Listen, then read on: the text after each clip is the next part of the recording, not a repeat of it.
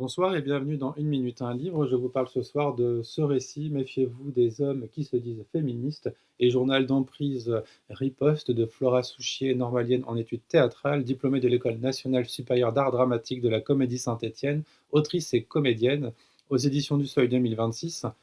Un récit saisissant qui explore l'écart vertigineux entre certains discours féministes affichés, vous allez voir lesquels, hein, et la réalité de l'emprise.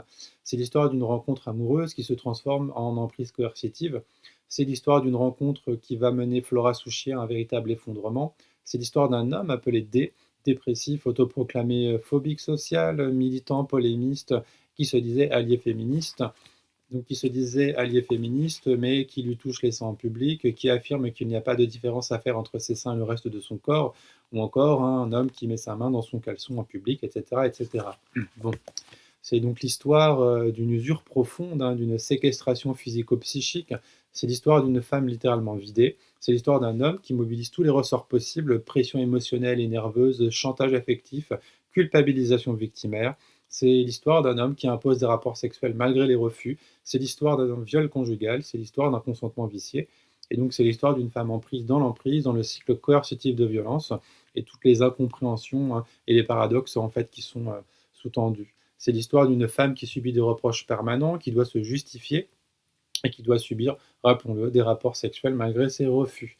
Je cite, Illy Liv Strömquist, cite Bellux, m'offre le manifeste lesbien, il se dit féministe, je le crois, il se porte très peu de critiques à cet égard, je n'ai pas à lui dire comment être féministe, c'est un travail quotidien de longue haleine, bien antérieur à notre rencontre, il se méfie des autres hommes, il s'entoure de femmes, elles sont presque toutes ses amantes, et lorsqu'il agit de façon résolument machiste, je le perçois, mais l'information des et féministe me dissocie.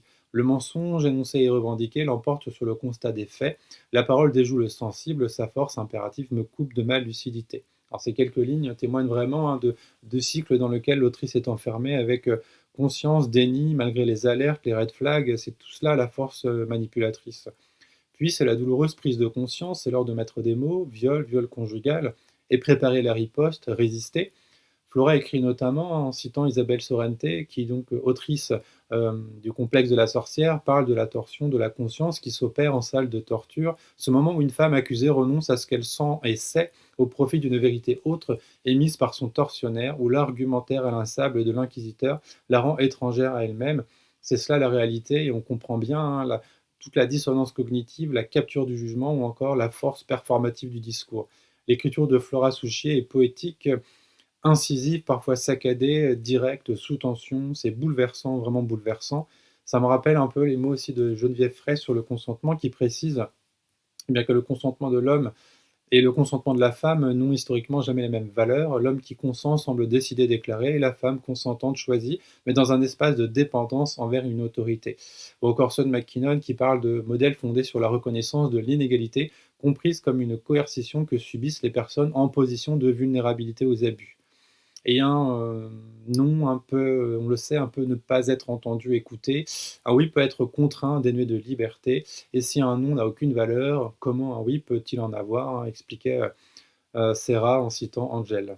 Donc un texte bouleversant qui met des mots sur les mécanismes de l'emprise et rappelle que le consentement ne peut être compris hein, sans prendre en compte eh bien, les rapports de pouvoir. Voilà, je vous invite vraiment à découvrir ce texte, c'est saisissant, je vous souhaite une bonne lecture, une bonne découverte, n'hésitez pas en tout cas à le faire circuler autour de vous. Allez, bonne lecture et à bientôt.